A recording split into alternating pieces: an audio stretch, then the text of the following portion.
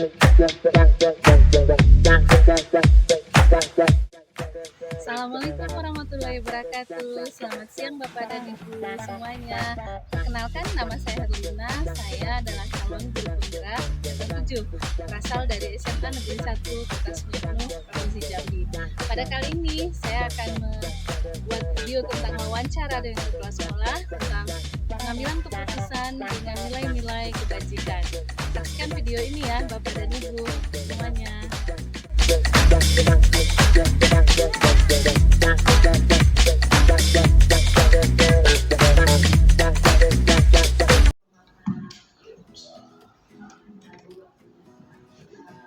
Di sini dalam melaksanakan tugas kami ada beberapa hal yang diwawancarai terdapat dalam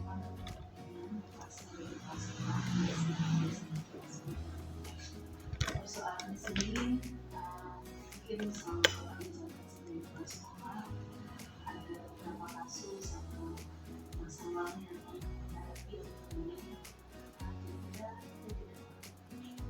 Baik Bu, terima kasih untuk kesempatan untuk bicara ini. Jadi setiap sekolah itu pasti punya persoalan dan masalah berbagai macam. Ya, kalau di SMA 1 Sumsel ini, alhamdulillah saya dalam artian mulai dari masuk sini tidak begitu banyak menghadapi permasalahan. Jadi yaitu guru maupun siswa, namun bukanlah tidak punya masalah, itu tidak punya persoalan-persoalan yang tata tertib pelanggaran tertib siswa, kemudian komunitas dan tanggung jawab guru. Nah ini kita temukan juga di sekolah, di volumenya sedang besar dari siswa. Jadi banyak sekali ya Pak. Ya, dan masalah yang tadi biarlah kita bisa selesaikan sesuai aturan dari sekolah. Dari segi kita punya sekolah untuk masing-masing siswa. Ketika mereka nanti berhadapan dengan kasus yang memaksa mereka harus menghabiskan sekolah mereka, itu adalah digunakan dan dikembangkan termasuk juga dari segi peraturan maupun dari segi kemudian ataupun dari segi Dari banyak kasus yang disampaikan tadi, ada yang kita temukan di sini masalah dilema di mana posisi masalah ada guru, ada siswa. Misalnya persoalan siswa yang ada di siswa itu dengan guru, untuk hal yang dilema kasus misalnya siswa itu berprestasi, tapi di satu sisi kehadirannya kurang. Karena dia punya permasalahan yang tadi kamu tadi itu kan dilematis ya Pak. Sampai seperti itu kan bagaimana Bapak melihat ya untuk anak-anak yang sebelumnya prestasi kemudian punya permasalahan di rumah adalah peran kita sebagai guru termasuk peran saya sebagai kepala sekolah. Memang kita harus paham itu bagaimana kondisi dan ekonomi dan situasi anak masing-masing. Karena kita temukan anak yang secara ekonominya dia harus bekerja membantu orang tuanya. Di satu sisi mereka status sebagai siswa, nah di sisi lain mereka punya tanggung jawab untuk menolong orang tua. Nah, di dalam dunia pendidikan kita harus paham seperti ini, harus kita pahami. Karena bagi saya belajar itu bukan harus berada di kelas. Apa yang dilakukan anak ini punya tanggung jawab, punya kepedulian terhadap orang tuanya, membantu orang tuanya, itu suatu hal yang luar biasa. Nah, karakter daripada anak ini terhadap orang tuanya luar biasa. Nah, ini yang perlu kita pahami. Kadang-kadang kita di dalam mengambil keputusan ada sebagian orang yang melihat hanya kepada mereka di sekolah. Tanpa melihat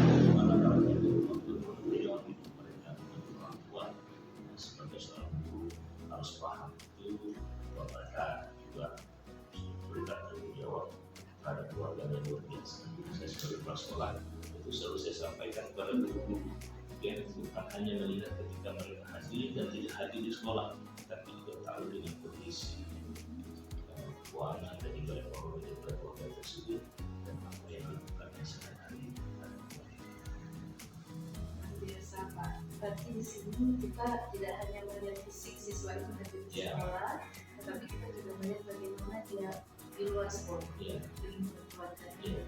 Apakah si anak itu punya kendala dalam membeli kebutuhan hidup bersama orang tuanya.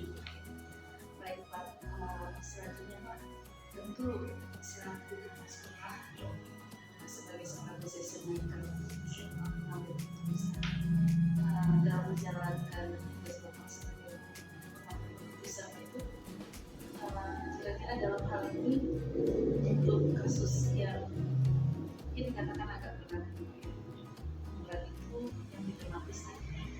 Satu sisi kita mengambil keputusan yang kita harus mempertimbangkan faktor, satu sisi lagi kita harus mempertimbangkan faktor yang lain.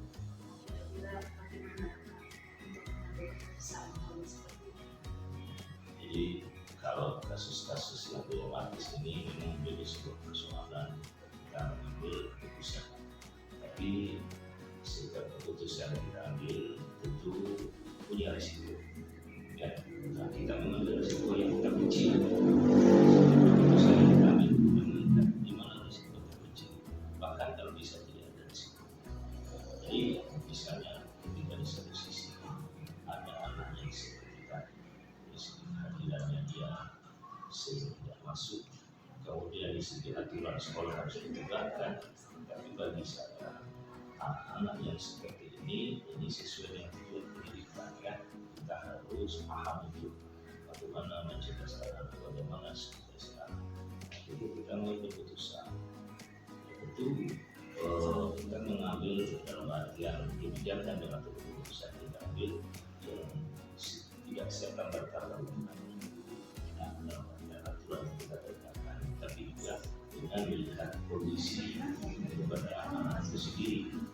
Nah, mereka punya tanggung jawab lain, misalnya siswa sekolah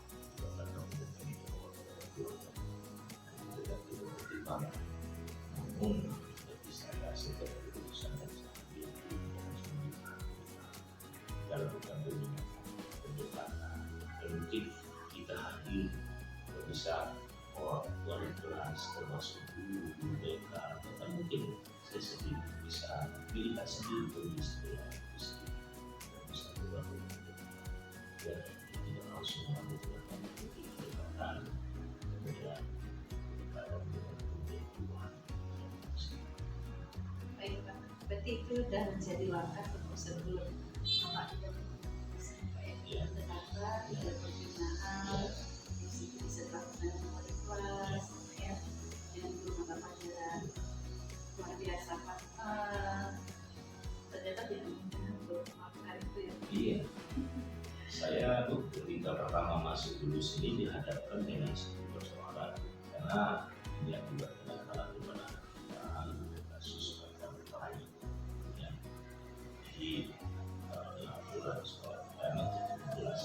Kalau yang seperti itu, kalau dia sudah berulang-ulang, sudah ada pembinaan, sudah dilakukan pendekatan, tapi masih juga seperti itu kita harus membuktikan.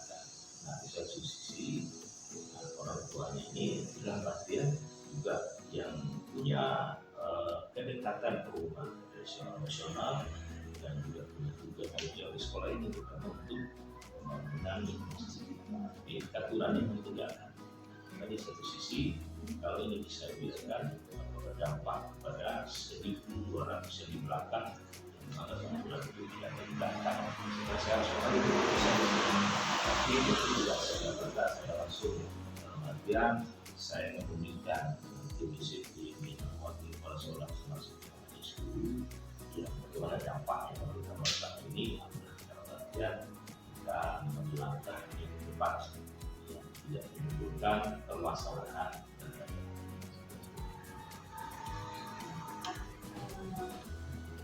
Jadi kaitan dengan yang tadi masih dengan kasus di Gunung tadi Pak, selanjutnya dari tahapan yang Bapak sampaikan tadi yang paling efektif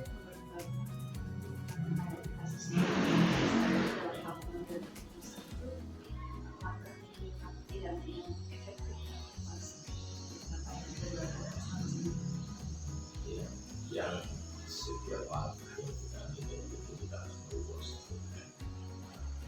jadi tentang juga itu berlangsung proses saya selalu berkoordinasi dengan kelas dengan guru dengan siswa apakah yang dilakukan oleh siswa ini memang sudah dalam artian yang bisa kita tunggu lagi atau bagaimana ya atau menimbulkan dampak bagi hal itu bagaimana. Tapi setelah saya mulai proses itu kemudian sudah sesuai dengan aturan, sudah beri tahapan, sudah beri kelas, sudah pembinaan, panggil orang tuanya, bukan pendekatan, ternyata tidak berubah. Itu mau tak mau ini juga memberikan dampak bagi yang lain. Kita biarkan, kita harus tindakan itu sebagai kepala sekolah. Saya punya tanggung jawab di situ. Dengan segala risiko saya melakukan sesuai dengan aturan sekolah. Tapi yang sifatnya masih bisa kita lakukan pembinaan sebagai lembaga sekolah itu kan mendidik, ya, bukan hanya langsung mengambil keputusan hal yang kadang-kadang masih bisa kita lakukan pendekatan. Kita tetap keputusan sendiri ya, untuk semasa alhamdulillah dan untuk kondisi siswanya tidak banyak untuk seperti itu. Tapi sebagai kepala sekolah setiap apapun keputusan itu dari tidak menjawab sebagai sekolah. Saya siap ketika saya merasa dan aturannya sudah dari proses lalu saya mengambil keputusan semua segala sesuatu itu menjadi Berarti kalau yang paling efektif berkoordinasi ya Pak. Iya. Koordinasi kita melakukan koordinasi dengan wali kelas, dengan guru BK, proses ini, sesuai kasus ini besar. Yang Bapak sampaikan tadi, tentu ada utamanya Pak. Utamanya pasti ada tantangan internalnya untuk eksternal. Kira tantangan apa yang selama ini Bapak mengalami dalam Bapak mengambil keputusan dan menyelesaikan kasus ini? ya, tentu setiap keputusan kita ambil tentu ada yang merasa terima, ada juga tidak. Nah, ketika kita di dalam mengambil keputusan itu bagi saya apa yang kita lakukan itu sudah benar, itu saya dengan segala konsekuensi harus menerima tanggung jawab itu. Nah, termasuk dari dalam maupun dari luar, ya tekanan dari dalam pasti ada. Ya, kemudian tapi masing-masing kita di sekolah itu punya tanggung jawab untuk bagaimana pembimbingan kita menjadi siswa yang berkarir sesuai dan sesuai kalau dari luar itu kita akan menghadapi dari masyarakat dan segala macam.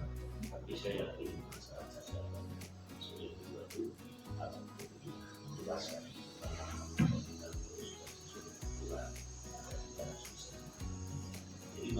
apa yang kita lakukan selama ini. Alhamdulillah saya menjadi nanti yang dari luar maupun dalam sebagai keputusan kita sudah berproses ya, proses yang sudah tahapan sesuai dengan Baik Pak, berarti tantangannya bisa dikalikan apa ya. eksternal, Jawa sebagai pengambil keputusan sebagai pimpinan Bapak sudah Ya. Selanjutnya Bapak untuk kan banyak sekali kalau kita analisis masalah Iya. yang bisa kita temui apakah itu di siswanya atau gurunya atau karakter tertentu dari siswanya, tentu banyak persoalan. Pernah tidak Bapak membuat schedule untuk menyelesaikan persoalan itu? Misalnya tahapan Bapak bikin schedule untuk menyelesaikan masalah-masalah yang terjadi. Jadi setiap permasalahan itu kita harus inventariskan permasalahan itu sesuai dengan besar kecilnya persoalan itu atau besar dampaknya atau tidaknya persoalan itu. Nah, ketika persoalan itu menimbulkan dampak yang sangat besar, menimbulkan persoalan yang sangat besar, itu harus secepatnya diselesaikan. Nah, secara prioritasnya harus itu menjadi hal yang lebih utama diselesaikan. karena dampaknya menimbulkan dampak bagi yang lain. Tapi kalau persoalan yang saya kira tidak begitu berdampak, itu bisa diselesaikan di tahap misalnya wali kelas, di tahap guru BK, termasuk di tahap wakil kepala sekolah, itu alhamdulillah selama ini bisa berjalan. Tapi yang kalau sifatnya sudah emergensi, menimbulkan dampak yang besar, itu disitulah persoalan harus tampil, dan kita dengan segala risiko harus secepatnya menyelesaikan persoalan itu sehingga tidak berdampak pada yang lain atau berdampak yang lebih luas terhadap kenyamanan ataupun situasi sekolah. Jadi inventarisir masalah, Iya. berharap tidak ada masalah ya. Iya. Ini sulit kalau tidak ada masalah. Harus pasti. Ya tapi kita berharap masalah itu tetap bisa diselesaikan dengan membuat skala prioritas kita sampaikan. Izin Bapak selanjutnya sama Bapak melakukan persoalan kemudian berusaha menyelesaikannya. Selama ini ada tidak pihak atau kita katakanlah yang membantu mempermudah Bapak untuk menyelesaikan sehingga bisa membuat keputusan dalam menyelesaikan kasus ini. Bisa tidak pihak yang ikut membantu Bapak dalam mengambil keputusan. Ya, baik. Di sekolah kita di sini alhamdulillah kita pertama ada wali kelas bersama dengan sekolah, kemudian ada guru, kemudian ada lagi yang mungkin di sekolah yang ada di sini, ya, mungkin ada tiga bagian siswa. Nah, orang-orang ini sudah ada tupoksinya terhadap menegakkan disiplin dan melakukan pembinaan terhadap siswa. Bukan hanya menegakkan disiplin, tapi juga melakukan pembinaan, kita mencegah daripada memulai. Ya, jadi ketika persoalan muncul itu dalam artian yang bidang-bidangnya sudah tata, dalam artian sudah tahu persoalan-persoalannya, sudah bisa melaksanakan tugasnya, sudah fungsi. Nah, ketika itu muncul, maka sudah bisa diatasi. Nah, saya setiap melakukan persoalan itu, saya selalu berkoordinasi. Ya, apakah ini sudah dilakukan pembinaan dari wali kelas, pada pembinaan wali kelas, kemudian pembinaan ada guru, pembinaan juga yang termasuk juga tim disiplin yang disebutkan bekerja, dan juga punya catatan yang buku yang setiap hari menata, kemudian kesekorannya dapatkan sudah sampai berapa sampai kepada siswa. Nah, termasuk juga dari kesiswaan. Ya, nah, ketika saya mengambil keputusan, saya tentu berkoordinasi dengan tadi. Saya sudah sesuai dengan keputusan. Saya juga ada dari termasuk juga wakil yang lain untuk sekolah. Jadi itu yang saya lakukan untuk mengambil sebuah keputusan dan mendapat Luar biasa Bapak, setelah mendengar dari penuturan beliau tidak mudah ya mengambil keputusan dari kearifan di mana yang banyak. Ini pertanyaan terakhir Bapak, untuk Bapak sebagai pimpinan, sebagai kepala sekolah, hikmah yang Bapak dapatkan atau pelajaran yang Bapak dapatkan dari pengambilan keputusan yang Bapak lakukan selama ini, itu kira-kira apa? Jadi ketika kita sebagai kepala sekolah, yang kita harapkan adalah kita tidak menghadapi persoalan yang dilematis. Ya. Nah, itu di satu sisi memang kadang-kadang ada masa kekuatan tapi yang jelas kepala sekolah berusaha semaksimal mungkin ketika persoalan itu mulai muncul itu bisa diatasi, sehingga tidak sampai kepada kita harus mengambil keputusan yang memberatkan bagi kita. Itu memang suatu persoalan. Kita harus memindahkan anak, mengeluarkan siswa yang mereka kadang-kadang tingkat kenakalan anak-anak tidak sama. Ada karena faktor orang tuanya, faktor ekonominya, lingkungannya. Saya kira kadang-kadang membuat anak seperti itu. Nah, ketika kita melakukan keputusan dari Itu bagi saya itu sangat yang sangat berat. Informasi khusus harus bertahan. Tapi selalu saya sampaikan sebelum sampai kepada tahap itu mereka harus bisa menyelesaikan dulu dan bisa mencegah lebih dahulu melakukan penggunaan dana DKK. Nah, kalau pada saat sudah dilakukan itu otomatis itu kita harus membuat keputusan anak yang harusnya bisa tamat dan sedang di sini harus sudah berbuatan di sini dan aturan sekolah. Nah, saya kan tidak sampai kepada mereka dalam artian sudah baru kita baru sudah nah itu selama ini dalam sekolah.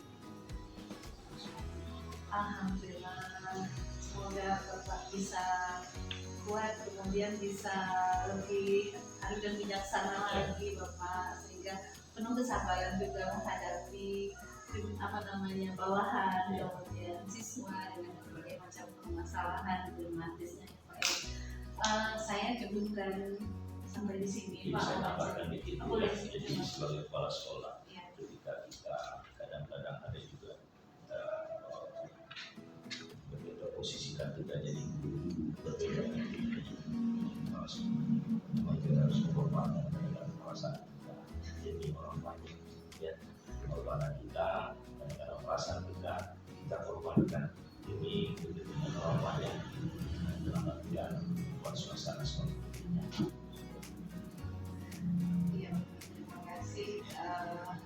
Ini akan menjadi pemahaman, menjadi renungan juga buat kami Pak dalam masa tugas sebagai guru. Doa saya Bapak sehat selalu dan juga bisa menjadi pimpinan yang menjadi panutan bagi kita.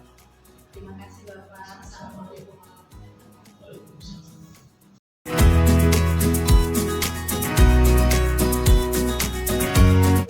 wabarakatuh. Waalaikumsalam. Selamat siang Pak Adi. Selamat siang. Maaf saya mengganggu Pak Adi. Ya, ada yang bisa bantu saya bantu. Ya Bapak, ini minta waktu Bapak Hmm. untuk diwawancarai dalam hal sebagai kepala sekolah. Ya. Di sini ada tugas modul 3 dari 1 tentang pengambilan keputusan dan dengan nilai kebajikan.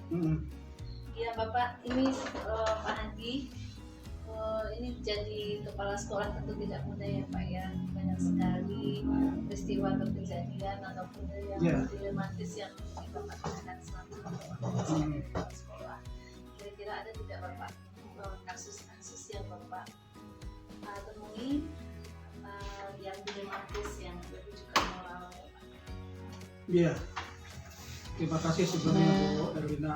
Jadi ya memang saya pernah jadi kepala sekolah di 2 sekolah. Pertama di SMA 11 Kerinci selama 6 tahun dan juga di SMA Prima Sungai Penuh itu baru berjalan setahun kurang. Ya. Jadi pasti banyak kasus-kasus yang harus saya tangani dan juga mungkin menyangkut dilema etika atau dilema moral. Tapi sebelum saya menjelaskan atau saya menangani kasus yang ada, kita harus tahu dulu itu apa sebenarnya dilema etika, apa itu sebenarnya rujukan moral. Jadi sehingga kita kalau sudah tahu secara arti dari dilema etika, kita bisa mengambil keputusan apakah kasus ini dilema etika atau kasus ini rujukan moral. Sepengetahuan saya Bu Erina ya, satu kasus dikatakan dilema etika apabila suatu situasi atau suatu kasus di mana saya harus mengambil suatu keputusan yang jelas ya harus ada nilai kebajikan universal dan keputusan yang saya ambil itu sama-sama benar, cuma saling bertentangan satu sama lain seperti dua sisi mata uang kan, dua-duanya betul tapi bertentangan. Itu yang kadang-kadang menjadi dilema etika bagi kita kan. Sedangkan menurut saya kalau yang menunjukkan moral itu suatu kasus atau kondisi di mana saya harus mengambil satu keputusan dan di mana keputusan itu diambil karena ada bujukan atau ada rayuan yang memang kadang-kadang mungkin menguntungkan saya. Tapi kalau keputusan itu saya ambil itu melanggar ketentuan atau melanggar hukum. Jadi itu. Dan bagaimana cara saya mengetahui dari kasus-kasus yang saya alami ini, biasanya saya membaca dulu kasus ini seperti apa. Biasanya laporan kasus itu kan kalau masalah anak-anak bisa dari waktu kesiswaan, dari guru juga ada, kemudian dari BPP. Biasanya saya membaca dulu, menelaah, kemudian juga saya menganalisis juga mencari data-data baik dari yang berkasus, kemudian dari orang-orang yang memang kompeten masalah itu. Kemudian setelah saya bisa ini kan, baru saya tahu ini kasusnya apa.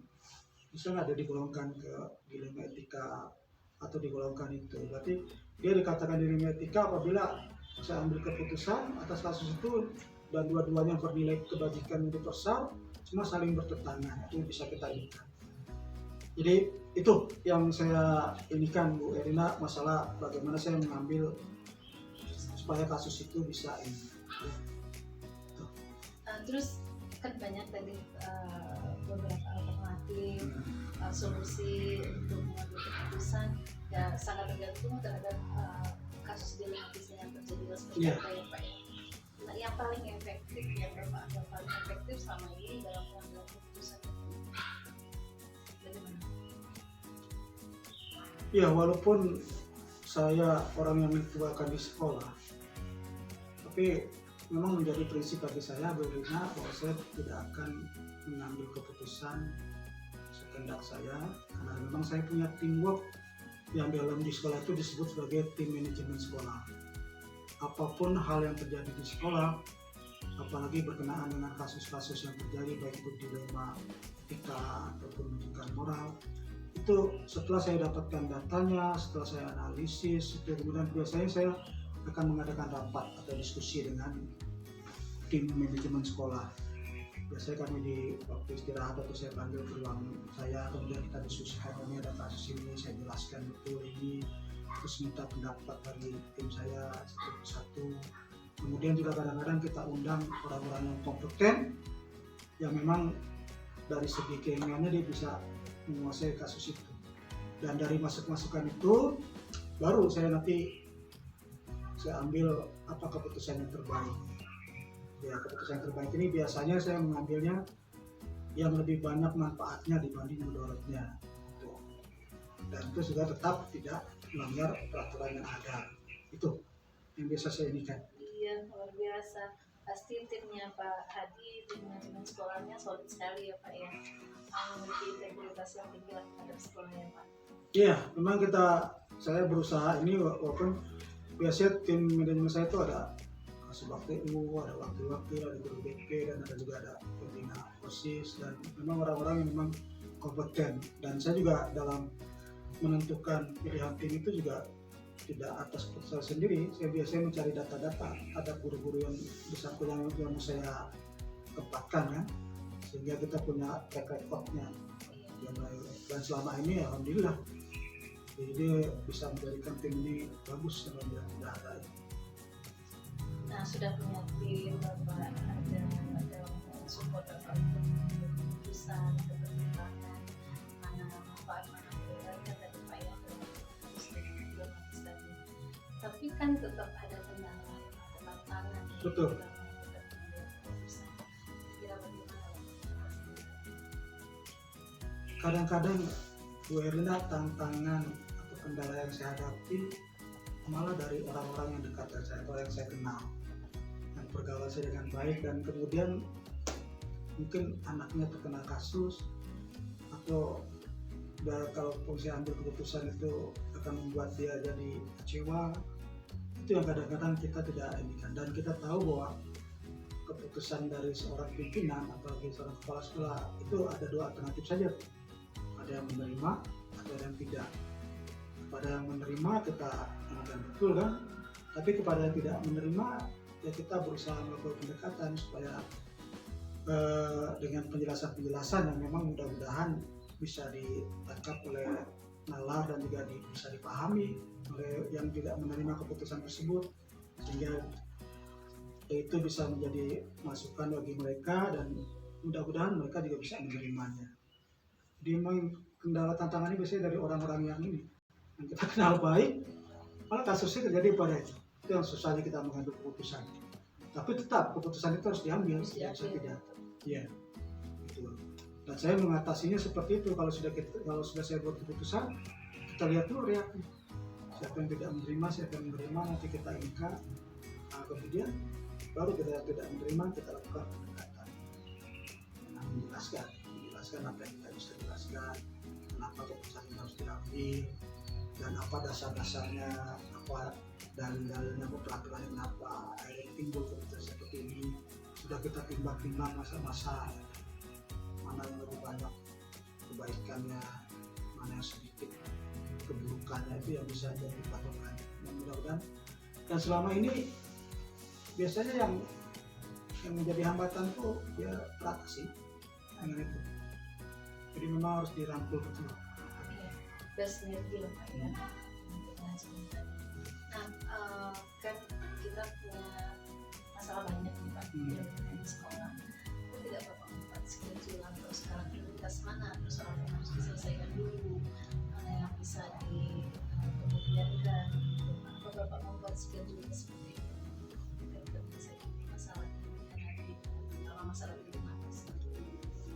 Saya selama saya jadi kepala sekolah di 2 sekolah, saya memang tidak punya jadwal schedule dan menangani kasus, karena kasus ini kan temporer ya, kasus ini bisa terjadi kapan saja dan juga ini. Tapi prinsip saya, setiap ada kasus yang berkenaan dengan sekolah, semua warga sekolah ya, kasus baik siswa atau guru atau yang lainnya, itu saya akan secepatnya menyelesaikan. Karena ini jangan sampai nanti kalau berlarut-larut akhirnya timbul lagi masalah yang lain. Jadi saya nggak ini tuh, walaupun ada di RKJM saya, ada juga di agenda apa dan schedule, tapi tidak pernah saya bikin schedule untuk menangani kasus, karena saya berharap sih tidak ada kasus. Tidak mungkin ada ini kan. Kalau kita berharap ada kasus berarti kita buat schedule, tapi saya berusaha juga untuk meminimalisasi kasus-kasus itu supaya jangan timbul.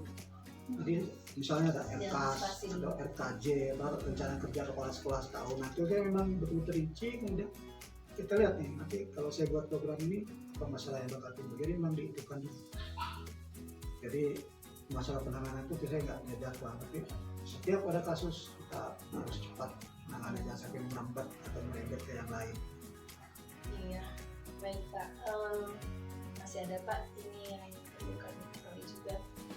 Tadi kan tantangan, kemudian tentu ada faktor yang menunjang kemudian Bapak untuk mengambil keputusan.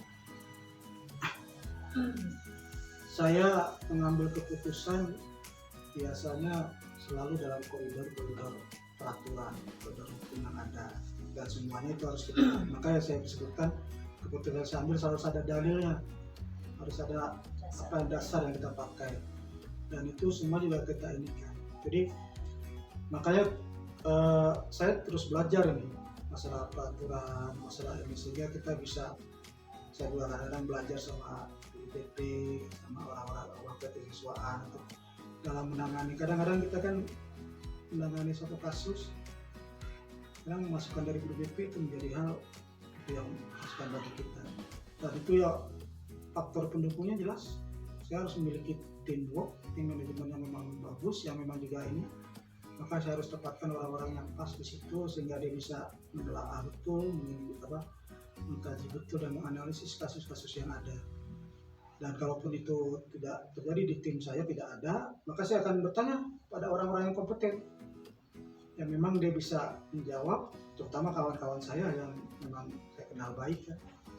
Itu yang mendukung saya, dan ya alhamdulillah saya sampai hari ini belum ada kasus yang memang istilah saya luar biasa gitu ya.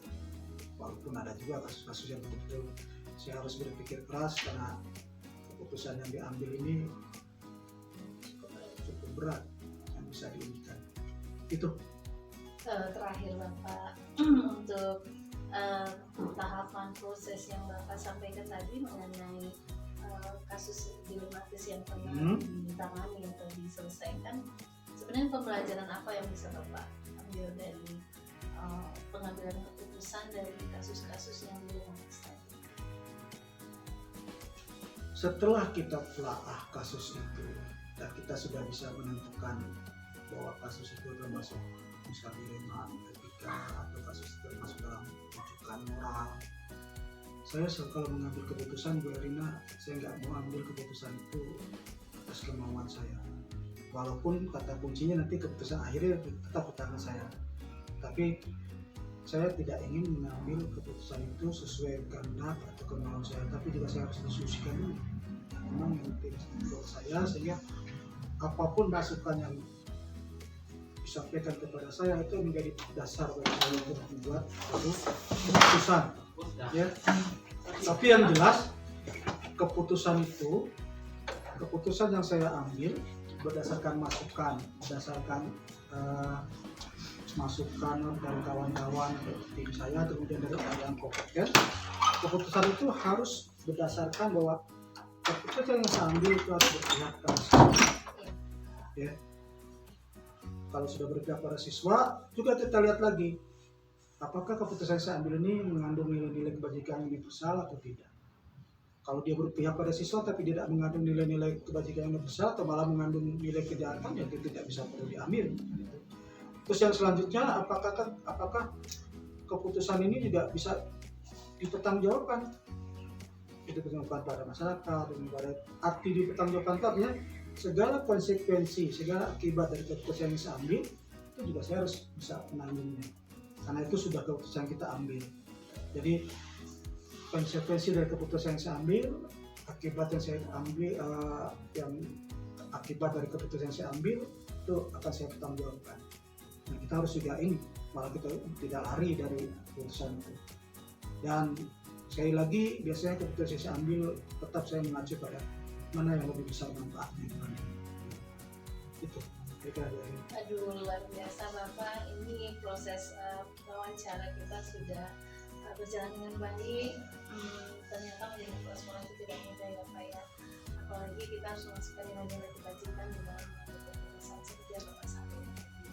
Doa saya Bapak sehat selalu, bisa melaksanakan tanggung jawab dengan semangat Bapak, karena ini menyangkut tentang hajat hidup orang banyak ya Pak ya, calon generasi muda yang penerus kita. Ya. Terima kasih Pak Haji. Sama-sama. Mudah-mudahan Bu Herlina juga sukses nanti ke depannya. Amin. Apalagi kalau bisa selesai, bisa ikut pelantikan lagi nanti kan. Terima kasih Pak Haji. Assalamualaikum. Ya, waalaikumsalam warahmatullahi wabarakatuh.